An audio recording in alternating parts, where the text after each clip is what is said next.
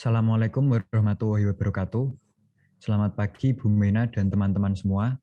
Perkenalkan kami dari kelompok 5B. Pada kesempatan kali ini kami akan melakukan presentasi tentang kutipan dan daftar pustaka.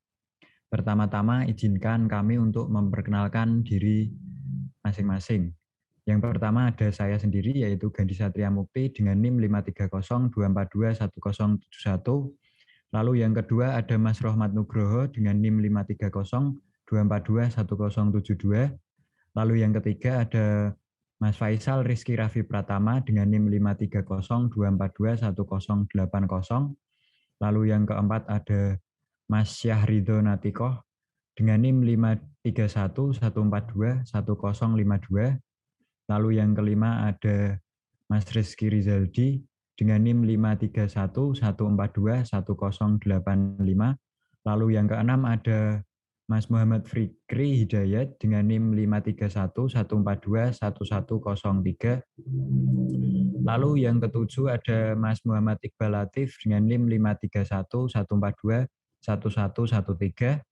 Dan yang terakhir ada Mas Yusuf Bagaskara dengan NIM 8111421348.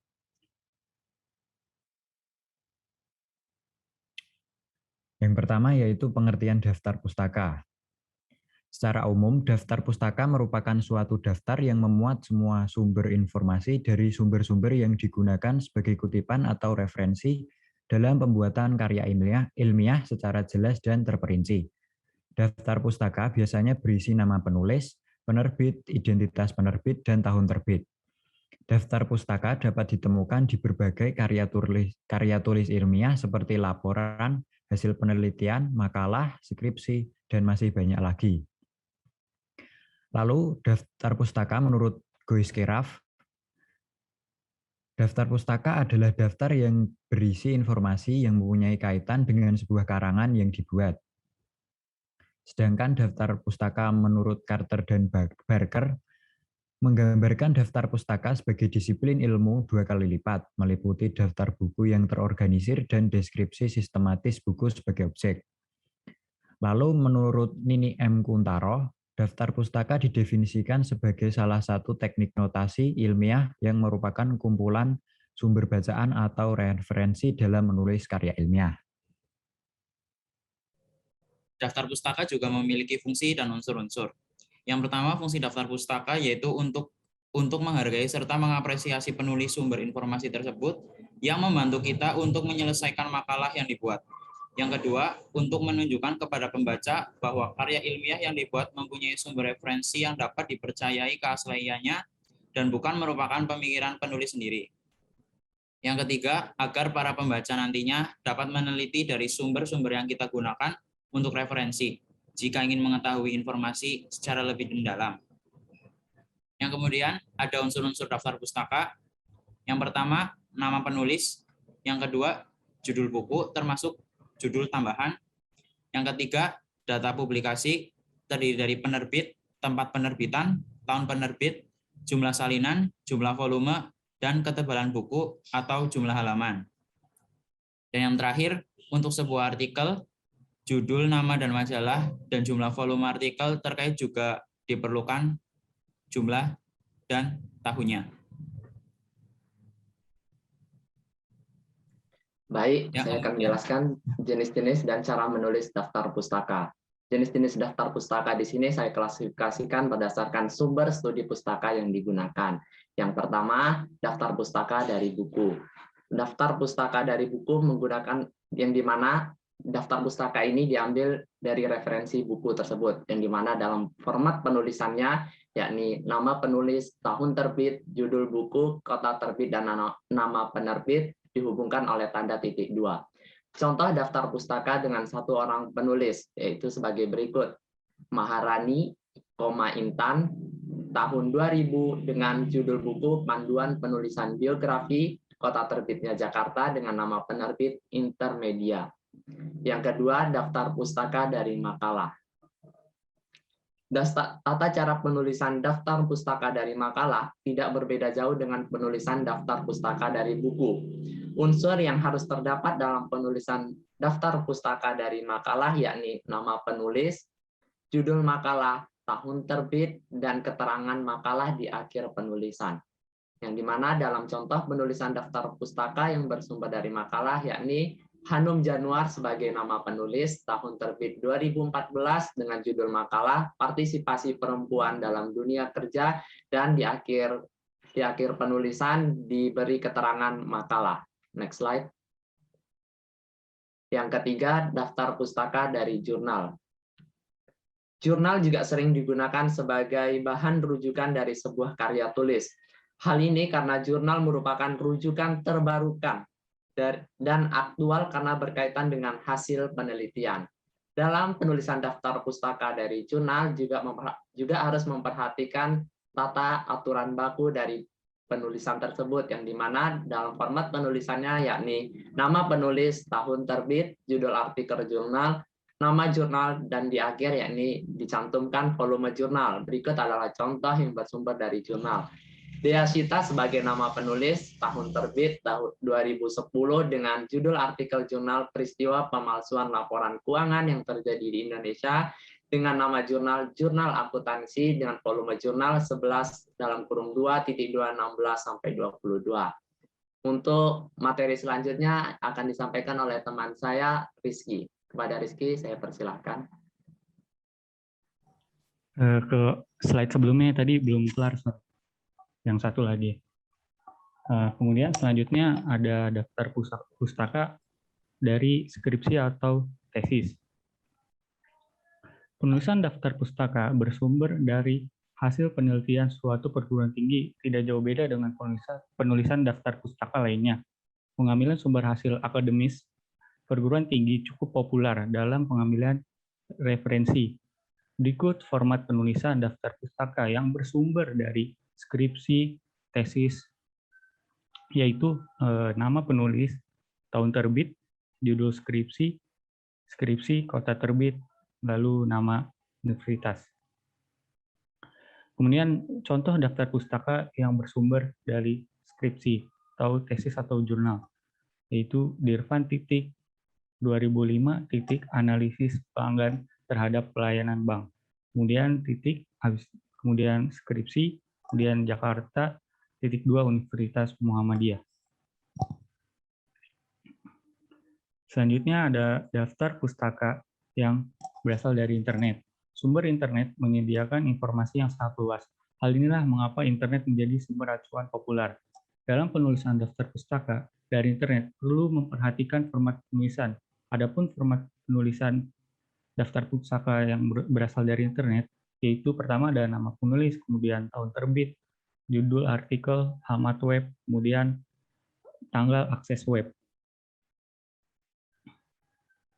Kemudian ada contoh penulisan daftar pustaka yang berasal dari internet. Yang pertama tentunya ada nama penulis Riko Budi, kemudian tahun terbitnya 2016, kemudian judul artikelnya yaitu Dampak Globalisasi di Indonesia, kemudian alamat webnya http://globalisasi.blogspot.com /2016/01/01 strip dampak strip globalisasi strip di strip indonesia.html.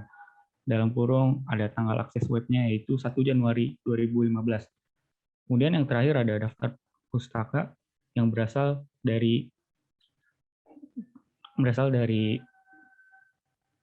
kamus atau ensiklopedia. Kamus atau ensiklopedia merupakan gudang informasi yang berkaitan dengan topik tertentu. Hal inilah yang mendasari keduanya sering digunakan untuk tinjauan pustaka. Adapun format penulisan daftar pustaka yang berasal dari ensiklopedia, yaitu ada nama penulis, tahun terbit, nama ensiklopedia, kemudian ada nama kamus halaman. Adapun contoh daftar pustaka dari kamus atau ensiklopedia. Yang pertama ada nama Putra, kemudian Henry, kemudian tahun terbit tahun 2000, nama ensiklopedia ilmu geografi, kemudian nama kamus halaman yaitu ensiklopedia sejarah 200.2 301 sampai 308. Selanjutnya yaitu pengertian kutipan. Pengertian kutipan secara umum kutipan diartikan sebagai kalimat pinjaman dari seorang pengarang atau seorang tokoh terkenal yang terdapat di dalam buku, surat kabar, majalah, maupun di media elektronik. Sementara pengertian dari kutipan sendiri yaitu pengulangan suatu kalimat terkenal yang ditandai oleh atau diselingi dengan tanda kutip.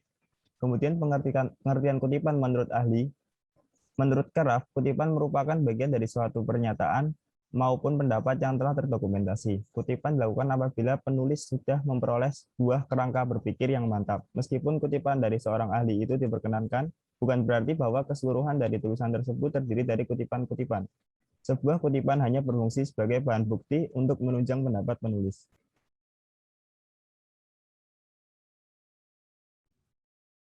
Yang selanjutnya yaitu fungsi kutipan. Terdapat beberapa fungsi kutipan. Yang pertama yaitu menghindari pengutip dari kegiatan plagiarisme. Yang kedua, membantu memahami lebih lanjut tentang ide pengutip. Kemudian yang ketiga, menguatkan tulisan pengutip melalui kutipan yang dimuat dalam karya ilmiah. Yang keempat, sumber pengutipan yang digunakan dapat memberikan nilai terhadap karya ilmiah yang telah dibuat. Kemudian yang terakhir, pengutipan yang tepat akan mengamankan penulis pada ide orang lain yang salah. Kemudian selanjutnya ada contoh kutipan. Contoh pertama, Inam dalam kurung 1999.2.133 menyatakan bahwa bagi orang Minangkabau merantau telah lama melembaga dan menjadi bagian dari kehidupan sosial maupun pribadi mereka. Kemudian contoh kedua, bagi orang Minangkabau merantau telah lama melembaga dan menjadi bagian dari kehidupan sosial maupun pribadi mereka. Dalam kurung Inam 1999.2.133. Berdasarkan kedua contoh tersebut, pengutip dapat menuliskan kutipan langsung dengan dua cara yang berbeda. Perbedaan tersebut terletak pada penempatan sumber atau rujukan yang digunakan. Selanjutnya, teknik menulis kutipan. 1. Kutipan langsung. Kutipan langsung adalah pinjaman pendapat yang diambil oleh penulis dengan mengambil secara lengkap kata di kata sesuai dengan teks asli. Kutipan langsung terdiri dari dua jenis, yaitu kutipan langsung pendek dan kutipan langsung panjang. Cara penulisan kutipan langsung sebagai berikut. Kutipan langsung pendek dan kutipan langsung panjang. Yang pertama, kutipan langsung pendek. Kutipan langsung pendek adalah kutipan langsung yang terdiri dari 3 baris atau kurang dari baris ketikan. Teknik penulisannya adalah sebagai berikut. 1. Diketik seperti ketikan teks. 2. Diawali dengan dan diakhiri dengan tanda petik 2. 3. Jarak antara baris kutipan 2 spasi. Yang terakhir, sudah kutipan selesai, diberi nomor urut penunjukan setengah spasi ke atas atau langsung ditulis di belakang kutipan dalam tanda kurung ditulis sumber asal kutipan diambil. Yang kedua, daftar pustaka dari makalah. Kutipan langsung panjang yang kutipan langsung yang panjang tulisannya lebih dari 4 baris atau 4 baris ke atas. Cara tulisan kutipan panjang sebagai berikut. 1. Jarak antar baris kutipan 1 spasi. Dimulai dengan 5-7 ketukan dari batas tepi kiri sesuai dengan alinea teks pengarang atau pengutip. 3. Kutipan dipisahkan dari teks sejarak 2,5 spasi. 4. Berrujukan ditulis langsung sebelum teks kutipan. Kemudian di belakang kutipan diberi sumber kutipan, dan terakhir kutipan diapit tanda kutip atau tidak diapit tanda kutip.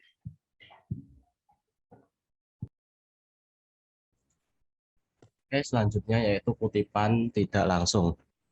Kutipan tidak langsung adalah kutipan yang diambil pokok pikiran atau inti dari sumber yang diambil. Di mana kutipan tersebut ditulis kembali dengan kalimat yang disusun oleh pengutip menjadi ikhtisar baru berdasarkan apa yang sudah dikutip. Terdapat cara dalam membuat kutipan tidak langsung, itu ada 2. Yang pertama meringkas. Meringkas yaitu menulis karangan atau bagian karangan yang panjang dalam bentuk ringkas atau yang lebih pendek. Atau memiliki tujuan untuk menghemat kata, mempermudah pemahaman, dan memperkuat pembuktiannya. Yang kedua itu ada ikhtisar, yaitu menyajikan karangan yang panjang dalam bentuk ringkas, tetapi bertolak dari naskah asli dan langsung kepada inti dari pembahasannya, seperti itu. Selanjutnya. Selanjutnya adalah kutipan catatan kaki. Kutipan ini ditempatkan pada spasi rapat, meskipun kutipan tersebut singkat, kemudian kutipan diberi tanda kutip dengan dikutip seperti dalam teks asli. Kemudian ada kutipan dalam kutipan. Terdapat beberapa kasus di mana dalam kutipan terdapat kutipan. Penulisan kutipan dapat dilakukan dengan cara sebagai berikut, yaitu yang pertama, apabila kutipan asli tidak memakai tanda kutip, yaitu menggunakan tanda kutip tunggal atau tanda kutip ganda. Yang kedua, apabila kutipan asli memakai tanda kutip tunggal, maka memakai tanda kutip ganda. Kemudian apabila kutipan asli memakai tanda kutip ganda, maka memakai tanda kutip tunggal. Kemudian ada kutipan langsung pada materi. Kutipan langsung dimulai dengan materi kutipan hingga penghentian terdekat dengan dapat berupa tanda koma atau titik koma atau titik, dengan disusul sisipan penjelas siapa yang berbicara. Lalu berdasarkan materi-materi yang kita kumpulkan tadi, kami mengambil kesimpulan sebagai berikut. Yang pertama, kesimpulan tentang daftar pustaka.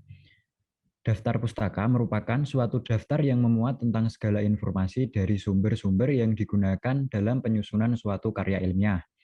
Daftar pustaka memiliki fungsi antara lain untuk menghargai atau mengapresiasi penulis sumber informasi yang digunakan, agar karya ilmiah dapat dipercaya kebenarannya, agar para pembaca dapat meneliti lebih mendalam tentang apa yang dibahas dalam karya ilmiah tersebut.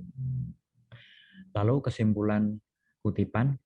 Kutipan secara umum diartikan sebagai kalimat pinjaman dari seseorang atau pengarang atau seorang tokoh terkenal yang terdapat di dalam buku, surat kabar, majalah, ataupun di media elektronik. Sementara, pengertian dari kutipan sendiri yaitu pengulangan suatu kalimat terkenal yang ditandai oleh atau diselingi dengan tanda kutip.